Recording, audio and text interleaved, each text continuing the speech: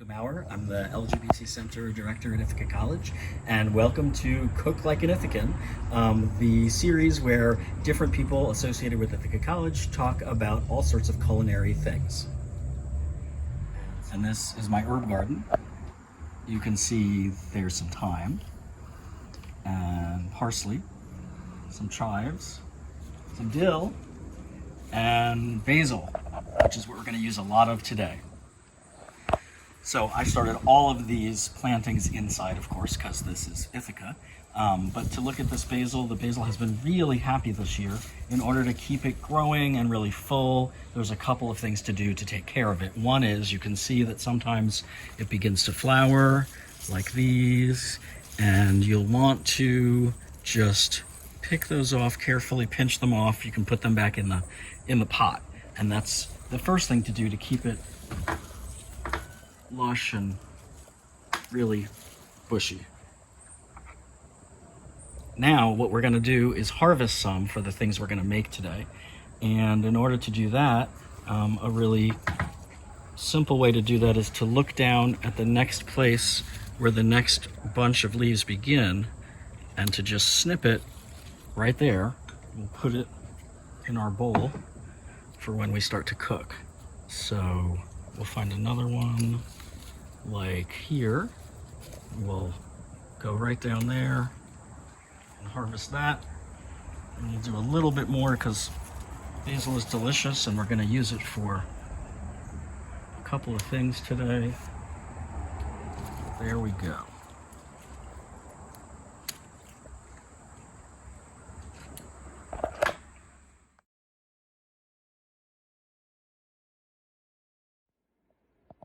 So today we're going to make tomatoes two ways, and these are some beautiful tomatoes. Ithaca is a great place to grow tomatoes, whether you have a little spot where you can grow them, a container, or Ithaca also has a lot of really terrific community-supported farms where you can find tomatoes. They're easy to find, they're easy to grow. These look beautiful. There's two different varieties here. And so first we're going to make bruschetta, which is a little diced tomato salad. It's very light. Usually it goes on a piece of toasted bread. And so it can be very tasty and also very filling. The first thing you're going to do is take one of your tomatoes, dice it up into really small pieces, like that.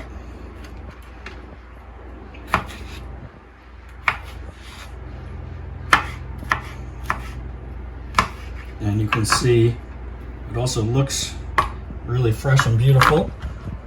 And we're going to put that into this bowl so that we can mix it up. The next thing we're going to do is we're going to take a clove of garlic. This is a whole head of garlic. And this is the kind of thing where if you really like garlic or your friends really like garlic, you can use a lot or just a little bit. If you don't have a lot of garlic fans, just a little bit for flavor. So here's a garlic clove. And the first thing is to make sure you take off the paper outer skin. And one way to do that easily is to give it a little whack like that. And then the paper comes off. And same thing here. Dice up the garlic into really small pieces.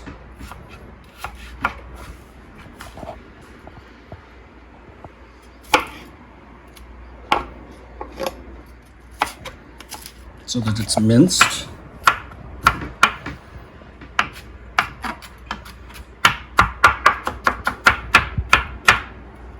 Like that.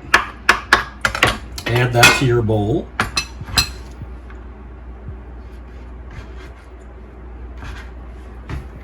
There we go. And next, we'll take some of that really nice basil that we just picked outside from the herb garden. And it smells really great, very colorful. Because of course, when you cook, you want things to taste good, but also the colors and the smells of all the different foods that you're making are a really important part of having a really delicious dish as well. And so you can mince up this basil, and just like with the garlic, if you love basil, you can use a whole lot of it. If you aren't so sure, you can use just a little bit for flavoring. And you can see here that now we have a bowl full of really fresh ingredients, light ingredients. That's also really nice to look at, really colorful, and it's going to be full of flavor. We'll put in some more there because I love basil. And now we're just going to put a little bit of light dressing on this. We have some olive oil. We're going to just drizzle some olive oil and some balsamic vinegar. And that'll make a nice little light sauce. We'll add some kosher salt and a little bit of pepper. And again, if you really like pepper, you can add a lot, but you just have to add a little bit of a sprinkle. And then you're going to just carefully toss everything together so that it's all mixed up. And again, you can see how colorful it is, and it smells terrific. Next, you need some bread. You can use any kind of bread that you like. This is a ciabatta. I really like it. You can pick up a ciabatta in a lot of different places in Ithaca, but you can use any kind of bread that you like. If it's a little bit more of a hearty or dense bread, that works a little bit better with the tomato basil mixture, but it can really be anything. You could even make your own bread. I also do make my own bread in my own very famous rolls. Perhaps that is a next segment of Cook Like an Ithacan, but for now, here's a ciabatta. And what you'll want to do is have a couple of pieces of bread and toast them. And magically, thank you, assistant, here are 2 pieces of toasted ciabatta already toasted. Once you have your bread toasted, take another piece of garlic and you rub it on the bread to give it a little bit more flavor, like this. And again, if you love garlic, you can do that a lot. If you are unsure, don't like that much garlic, just use a little bit, or you can even omit it if you want to. Rub it all over the bread like that. Here's the other magically toasted piece from my helpful assistant. You're going to rub that all around, and that's going to get some of the really nice flavor into the crevices of the bread. Then you can place that on a serving platter, and we have our mixture here. Remember, this is just tomatoes, basil, garlic, some balsamic vinegar, and some olive oil, some salt and pepper. And all you need to do is spoon that onto the toasted bread, and some of the oil and vinegar again goes into the crevices, makes it really delicious.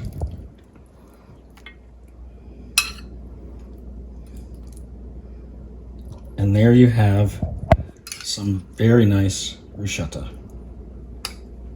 If you're feeling really fancy, you can get some balsamic glaze like this. If you're super fancy, you can make your own balsamic glaze by cooking some balsamic vinegar all the way down till it gets syrupy.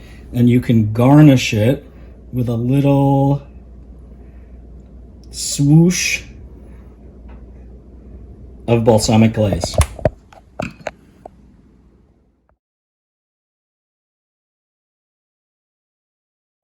Next, we're going to make tomatoes another way in a caprese salad.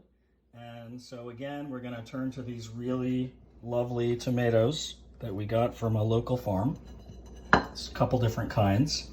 And this is also a really simple and satisfying dish. You only need a few ingredients and a few skills in the kitchen. And so the first thing I'm going to do is core these tomatoes. And I want to talk a little bit about food and the importance of it in my life, and also the importance of food and food sharing, food cultures in LGBTQ communities. So there's that one core. The herbs that I grow, that really harkens back to herb gardens that my parents had, my grandparents had. It's really a tradition of trying to be self-sustaining and growing everything that you need that comes from my family of origin. And where that meets my culture and my chosen family as an LGBTQ person is that food has always been really important in LGBTQ communities, partly because many people in the past, and still some people, unfortunately now, are sometimes temporarily or even permanently cut off from their family of origin.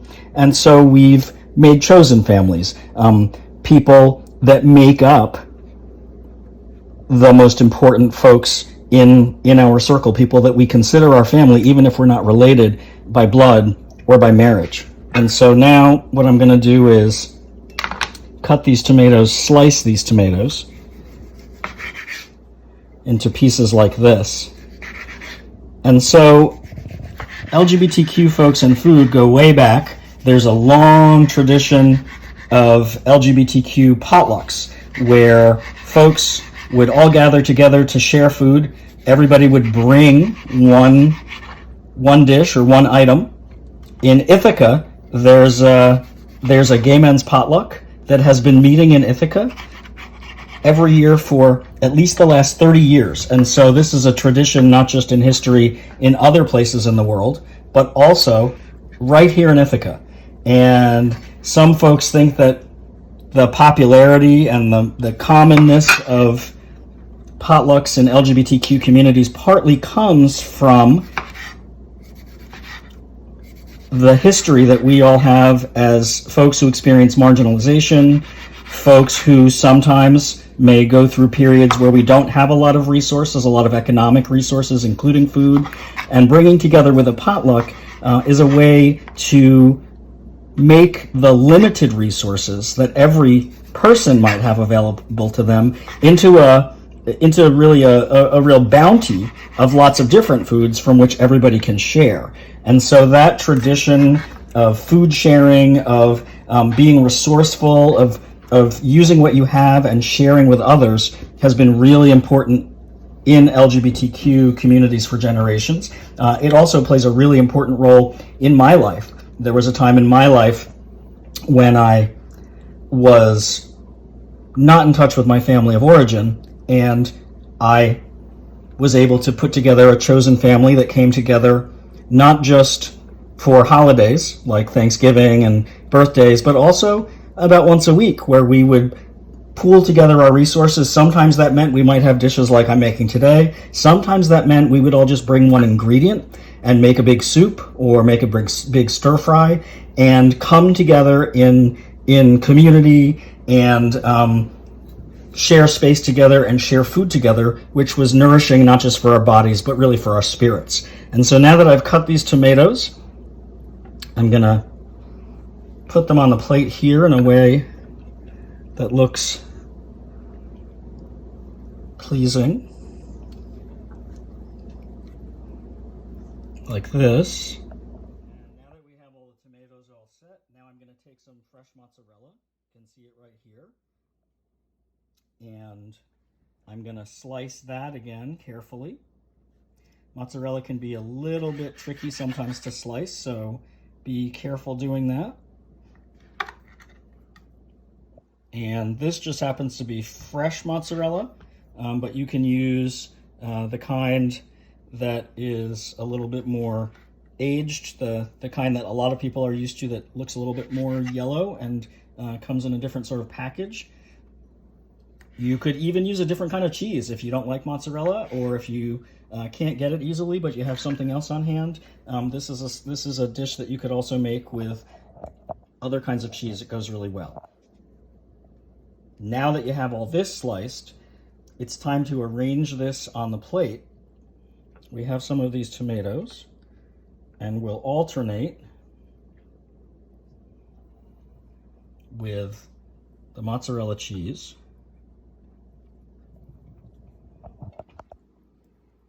Like this.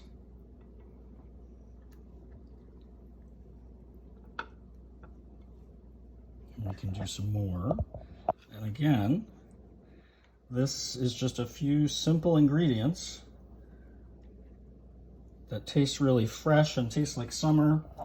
Doesn't take a lot of time to prepare, and if you're all sharing what you have together, one person might be able to bring tomatoes, another person might be able to bring some cheese, another person might have a really nice serving platter,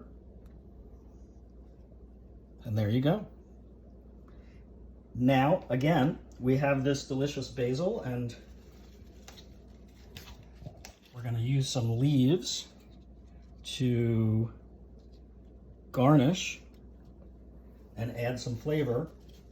The tomatoes and the mozzarella on their own will be delicious, but adding herbs like this, adding spices, really brings things up to another level. You have simple ingredients, but when they're all together like this, the deliciousness is really compounded. And then, again, you can add a little bit of salt. This is a little bit of kosher salt, a little bit of pepper to season it.